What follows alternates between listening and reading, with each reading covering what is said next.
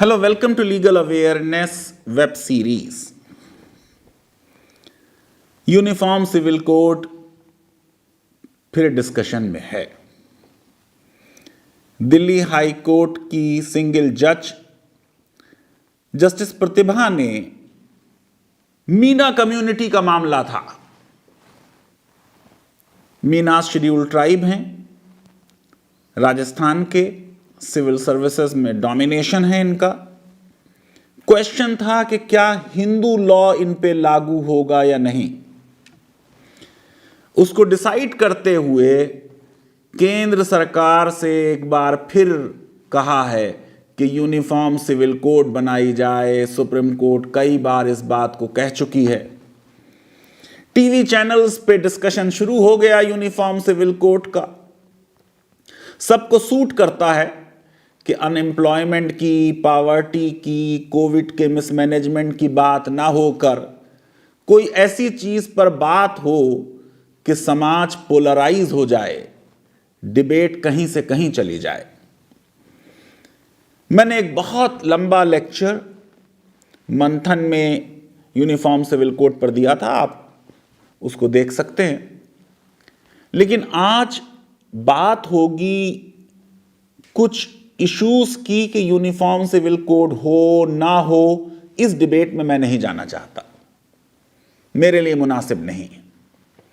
लेकिन जो uniform civil code है वो बनाना और कहना बननी चाहिए जितनी आसान है, ग्राउंड रियलिटी उससे बहुत मुश्किल है। क्या हिंदू कम्युनिटी राजी है यूनिफॉर्म सिविल कोड के लिए?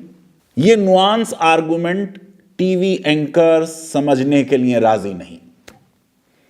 आइए हम दो चार बातें पहले एक ब्रॉडर कॉन्स्टिट्यूशनल स्कीम के बारे में कर लें, अब फिर यूनिफॉर्म सिविल कोड के सिलसिले में कुछ बात होगी। यह शब्द एक देश एक विधान अच्छा नारा है। अगर यह है तो फिर कॉन्करेंट लिस्ट और स्टेट लिस्ट क्यों है संविधान में? सिर्फ संसद को अधिकार होना चाहिए कानून बनाने का। राज्यों में किसी लेजिस्लेटिव असेंबली की जरूरत नहीं, किसी चीफ मिनिस्टर की जरूरत नहीं। केंद्र सरकार गवर्नर अपॉइंट कर देगी, गवर्नर केंद्र के लॉ के हिसाब से राज्यों को चलाएंगे। यूनिफॉर्मिटी की इतनी बहस हम करते हैं कि हम भूल जाते हैं कि यह देश विभिन्नताओं का देश है, डाइवर्सिटी का देश, हेट्रोजिनिटी का देश। पूरे देश में कानून अलग अलग इसलिए नहीं होता कि लोगों के धर्म अलग हैं, इसलिए होता है कि लोग अलग अलग राज्यों में रहते हैं। कश्मीर में मुसलमान वो लॉ फॉलो करते रहे जो हिंदू लॉ की तरह था, और जो पूरे रेस्ट ऑफ द कंट्री के मुसलमान नहीं फॉलो करते थे। कहीं पे मैरिज रजिस्ट्रेशन जरूरी है, कहीं नहीं है। गोवा में आज तक पुर्तगाली कोर्ट चल रही है और हमें बड़ा फख्र है उस पर। बिना उसको पूरी तरह जाने हुए हम कह देते हैं कि वो मॉडल है यूनिफॉर्म सिविल कोड का। कुछ महीनों पहले जब चीफ जस्टिस ऑफ इंडिया ने गोवा सिविल कोड की एग्जाम्पल दी तो मैंने बहुत लंबा आर्टिकल लिखा एक इंडियन एक्सप्रेस में और बताया, भैया गोवा की सिविल कोड भी यूनिफॉर्म नहीं है। ईसाइयों के लिए मैरिज के प्रोविजंस अलग हैं। हिंदुओं को उनकी डिमांड पर गोवा सिविल कोड के आने के 2 साल के अंदर अंदर जो परमिशन दी गई कि इतने साल में अगर बच्चा नहीं हुआ बेटा तो दूसरी शादी कर सकते हैं, वो लॉ आज भी कायम है। दरअसल हमने अपने दिमाग को बंद कर रखा है। हम ये समझते हैं कि ये यूनिफॉर्म सिविल कोड एक वो चीज है कि जैसे ही ये बनेगी देश से इनइक्वालिटी, जेंडर इनजस्टिस खत्म हो जाएगा। अगर देश एक लॉ और एक विधान चाहता तो ये 3 लिस्ट ना होती। यूनियन लिस्ट के इन पे पार्लियामेंट कानून बनाएगी, स्टेट लिस्ट के इन पे स्टेट कानून बनाएंगी, और कॉन्करेंट लिस्ट इस पे दोनों कानून बना सकते। अगर हम बढ़ना चाहते हैं सेंट्रलाइजेशन की तरफ, ये हमारी चॉइस है, पर यह देश के संविधान के विजन के विरुद्ध है। हां, हमें पावर है कि हम संविधान बदल दें, स्टेट असेंबलीज की पावर छीन लें, तीनों लिस्ट मिलाकर एक लिस्ट बना दें और कहें सिर्फ संसद को अधिकार होगा। लेकिन यह करने से पहले 371, जिसमें नागालैंड को, मिजोरम को, आसाम को, गुजरात को, आंध्र प्रदेश को, सिक्किम को, इतने राज्यों को स्पेशल स्टेटस दिया हुआ है, तो समाप्त करना पड़ेगा। हमारा फोकस तो सिर्फ 370 पे था, हमने 371 तो देखा ही नहीं। हम प्रोपेगेंडे में माहिर हैं, कानून के मामले में भी हम देश को कंफ्यूज करते हैं। कहां है पर्सनल लॉ? किसको पावर दी है संविधान निर्माताओं ने पर्सनल लॉ पे कानून बनाने की? सिर्फ संसद को? दिखाइए। कॉन्करेंट लिस्ट में पर्सनल लॉस की एंट्री संविधान निर्माताओं ने रखी। इसका मतलब क्या है कि केंद्र और राज्य पर्सनल लॉस पर अलग अलग कानून बना सकते हैं। ऑफ कोर्स उनके कानून में अगर टकराव होगा तो केंद्र का कानून माना जाएगा। एक देश एक विधान का नारा हम लगाते हैं, इससे राष्ट्र मजबूत होगा, नेशनल इंटीग्रेशन बढ़ेगा। अमेरिका की एग्जाम्पल लीजिए। अरे आम लॉ की तो बात नहीं करता फैजान मुस्तफा, संविधान 50 राज्य हैं, हर राज्य का अलग संविधान है अमेरिका में। क्या अमेरिका कमजोर है? क्या उनके यहां नेशनल इंटीग्रेशन नहीं है, यूनिटी नहीं है? संविधान और लॉ से अगर यूनिटी आती तो फिर तो हम कहते कि सब लॉ खत्म कर दो और एक कोड बना दो 10,000 50 लाख आर्टिकल्स की, देश को यूनिटी मिल जाएगी। संविधान ने डिवीजन किया फंडामेंटल राइट्स का, डायरेक्टिव प्रिंसिपल्स का। डायरेक्टिव प्रिंसिपल्स पब्लिक पॉलिसी हैं, फंडामेंटल होने चाहिए in the governance of the country. 70 साल की बहस को उठा के देखिए,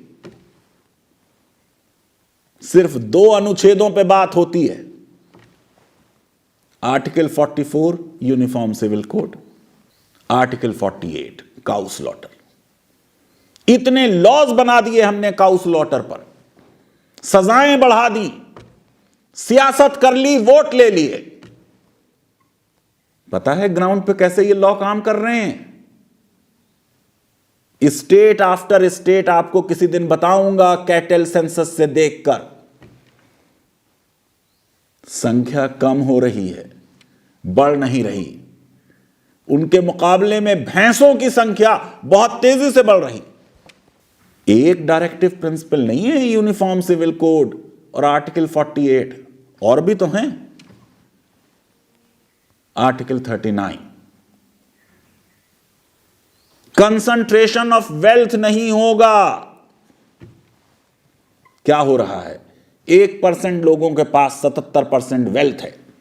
देखिए लॉकडाउन में किसकी इनकम्स बढ़ी हैं, किनकी घटी हैं।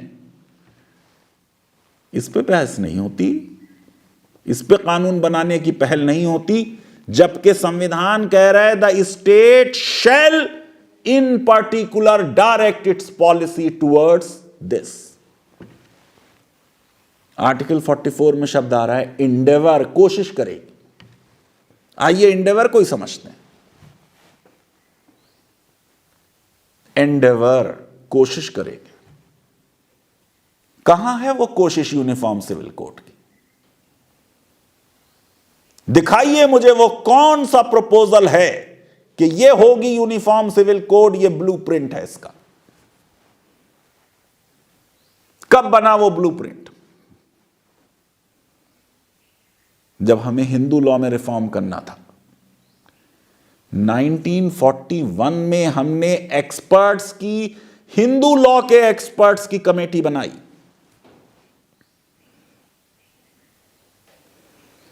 जब हिंदू कोड बिल आया, हिंदू महासभा ने, हिंदू राइट ने विरोध किया। पॉलीगैमी के फेवर में आर्टिकल्स लिखे गए, जगह जगह अंबेडकर के पुतलों को जलाया गया, कहा गया कि यह अंबेडकर बदला ले रहा है हजारों सालों का जो शोषण हुआ है दलितों का। 25-26 स्पीकर्स जो बोले यूनिफॉर्म सिविल कोड पर, उनमें ऑलमोस्ट ऑल विरोध किया।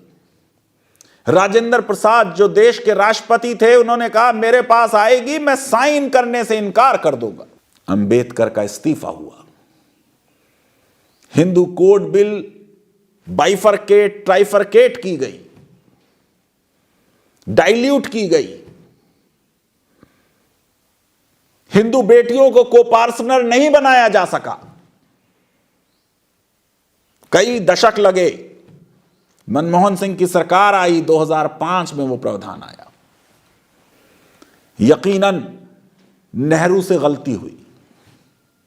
जिस समय हिंदू कोड बिल में रिफॉर्म हो रहा था, एक झटके में सारे पर्सनल लॉज में रिफॉर्म हो सकता था, लेकिन मेजॉरिटी कम्युनिटी का रिफॉर्म करना आसान होता है। इसीलिए मुस्लिम देशों में देखिए, मुस्लिम लॉ रिफॉर्म हो गया। पाकिस्तान में ही देख लीजिए, जो उनका फैमिली ऑर्डिनेंस है, उसमें रिफॉर्म्स हुए। लेकिन जो हिंदू लॉ है, उसको संविधान ने प्रोटेक्ट किया। माइनॉरिटीज के माइंड्स में ये एक डर और खौफ होता है कि उनका रिलीजन, उनकी कल्चर, उनके लॉज प्रोटेक्ट नहीं होंगे। इसलिए नेहरू को यह ख्याल था कि इनिशिएटिव आएगा कम्युनिटी की तरफ से। यह अफसोस की बात है कि पिछले 70 सालों में मुस्लिम उलेमा ने मुस्लिम पर्सनल लॉ में रिफॉर्म की प्रोसेस पर सीरियस डायलॉग नहीं किया। क्या चीज वो रिफॉर्म में एक्सेप्ट कर सकते हैं, क्या वो रिफॉर्म में एक्सेप्ट नहीं कर सकते, इस पे कंसेंसस नहीं बन पाई। आज अगर सरकार ये कह दे मुसलमानों से कि आप ले आओ कुछ आर्टिकल्स ड्राफ्ट करके जो आप चाहते हो यूनिफॉर्म सिविल कोड में लिखने के लिए, हम इंक्लूड कर लेंगे, दे नहीं पाएंगे मुसलमान। और कितनी सरकारें हो गई, अब 7 साल से तो मोदी सरकार भी है। 2018 में लॉ कमीशन से सोचा गया था कि रिपोर्ट आएगी कि यूनिफॉर्म सिविल कोड बना दी जाए। जस्टिस चौहान की अध्यक्षता वाले लॉ कमीशन ने कहा uniform civil code is neither desirable nor feasible. ये लॉ कमीशन की रिपोर्ट है, तब भी दिल्ली हाई कोर्ट कह रही है uniform civil code policy decision है, सरकार को लेना चाहिए। अगर हम यूनिफॉर्म सिविल कोड के बारे में सीरियस हैं तो हमें मुस्लिम लॉ के लिए मुस्लिम एक्सपर्ट्स की कमेटी, हिंदू लॉ के लिए हिंदू एक्सपर्ट्स की कमेटी, क्रिश्चियन लॉ के लिए क्रिश्चियन एक्सपर्ट्स की कमेटी बनानी होगी। आज भी बनानी होगी। हिंदू लॉ में इतने रिफॉर्म हो गए, तब भी कई चीजें हिंदू लॉ की यूनिफॉर्म सिविल कोड में नहीं आ पाएंगी। क्या हिंदू उसके लिए राजी है? हिंदू जॉइंट फैमिली का tax exemption uniform civil code में नहीं आ पाएगा। हिंदू मैरिज सैक्रामेंट नहीं रह पाएगी। यूनिफॉर्म सिविल कोड बनेगी तो मैरिज को कॉन्ट्रैक्ट बनाना पड़ेगा। बेटा बेटी को बराबर का हक आज मुस्लिम लॉ में नहीं है, यूनिफॉर्म सिविल कोड में आएगा। लेकिन जो बेटा बेटी को बराबर का हक हमने हिंदू लॉ में दिया, उसका इवैल्यूएशन भी होना चाहिए। क्या उससे पूरा पूरा बेटियों को हक मिल गया? एक दवा दी गई एक बीमारी के लिए, उस दवा ने 70 साल कैसा काम किया, यह तो देखना पड़ेगा। अगर वही दवा दूसरे बीमार को दी जा रही है, देखिए land ownership property ownership Hindu women की जितनी होनी चाहिए हिंदू सक्सेशन एक्ट के रिफॉर्म के बाद, उसकी तो 1/10 भी नहीं है। क्यों नहीं? क्योंकि उसी रिफॉर्म हिंदू लॉ में हमने एक प्रावधान कर दिया वसीयत का। अब बाप वसीयत करता है, प्रॉपर्टी अपनी वसीयत से सब बेटे को दे देता है। बेटी को बता दिया जाता है तुम्हारा कन्यादान कर दिया, शादी के समय जो कुछ दे दिया वो इन ल्यू ऑफ द प्रॉपर्टी था। भाई बहनों में झगड़ा ना हो इसलिए बहन डिमांड नहीं करती। इस पर रिसर्चेस हो चुकी हैं। लेंडेसा की रिसर्च है आंध्र प्रदेश, उड़ीसा, बिहार के बारे में, जहां औरतों के नाम में भी प्रॉपर्टी है क्योंकि रजिस्ट्री फी उसकी वजह से कम हो जाती है, वहां पे भी प्रॉपर्टी पे उनका इफेक्टिव कंट्रोल नहीं है।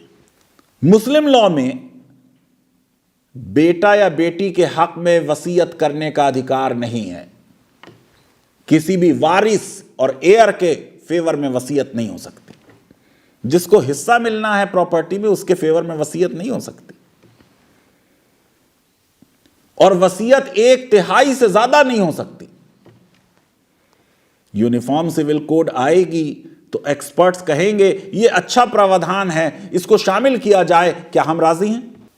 मेहर का प्रावधान, शादी के वक्त हस्बैंड बीवी को गिफ्ट की तरह मेहर दे, अच्छा प्रावधान है, क्या हम इस पर राजी हैं? सोलोमनाइजेशन ऑफ मैरिज के प्रावधान की वजह से कितने हिंदू जिन्होंने दूसरी शादी कर ली कोर्ट में, कोर्ट मैरिज, 7 फेरों के बजाय 5 फेरे ले लिए, उनकी शादी नहीं मानी जाती। क्या हम वो चेंज करने के लिए राजी हैं? आज भी कितने राज्यों में जमींदारी एबॉलिशन लॉज बने, बेटों की मौजूदगी में बेटी को कोई प्रॉपर्टी नहीं मिलेगी एग्रीकल्चरल लैंड। यह कानून तो हमने आजादी के बाद बनाए, संविधान आने के बाद बनाए, और हमें मालूम था कि यह लॉ आर्टिकल 14 को वायलेट कर रहा है, इसलिए हमने 9th शेड्यूल में उसे डाल दिया ताकि उसको चैलेंज ना किया जाए। यूनिफॉर्म सिविल कोड में जब हम आएंगे तो ये रेवेन्यू कोड और लैंड कोड चेंज करने के लिए हम राजी हैं। और मुसलमानों से भी शिकायत है। जब शरीयत एप्लीकेशन एक्ट बना 1937 में, जिसमें हमारे उलेमा लीड में थे, हमने अपनी फ्यूडल सोच दिखाई, गैर इस्लामी सोच दिखाई, और हमने कह दिया कि पर्सनल लॉज पर शरीयत एप्लीकेशन एक्ट लगेगा एक्सेप्ट एग्रीकल्चरल लैंड। ये बेईमानी थी, क्योंकि हमें मजा आया, बहुत अच्छा है। एग्रीकल्चरल लैंड के मामले में हम यूपी जमींदारी एबॉलिशन एक्ट मान लेंगे ताकि भाइयों के पास सारा जमीन रह जाए खेती की और बहनों को कुछ ना मिले। मानता हूं कि कुछ ज्यूरिसडिक्शन का भी इशू था कि एग्रीकल्चरल लैंड जो है वो सेंटर का सब्जेक्ट नहीं है, स्टेट का सब्जेक्ट है। आपको मालूम है कि फार्म लॉस के बारे में भी मैं कह चुका हूं कि मेन बात यह है कि क्या पार्लियामेंट कॉम्पिटेंट थी ये 3 फार्म लॉज बनाने के लिए। अभी हमने राकेश टिकैत से भी बात की थी, आप वो वाला वीडियो भी देखिए। लेकिन मुसलमानों से मुझे शिकायत है, इस्लाम ये डिस्टिंक्शन नहीं करता कि ये अर्बन प्रॉपर्टी है, ये रूरल प्रॉपर्टी है, ये एग्रीकल्चरल प्रॉपर्टी है, ये इंडस्ट्रियल प्रॉपर्टी है। हर प्रॉपर्टी में शेयर है बेटी का। मैं समझता हूं कि इस जजमेंट में कई बातें जो कही गई कि देश होमोजिनिटी की तरफ बढ़ रहा है, जवान इंटरफेथ इंटरकास्ट मैरिजेस कर रहे हैं, उनको परेशानी हो रही है डिफरेंट पर्सनल लॉज होने की वजह से। With due respect to justice Pratibha,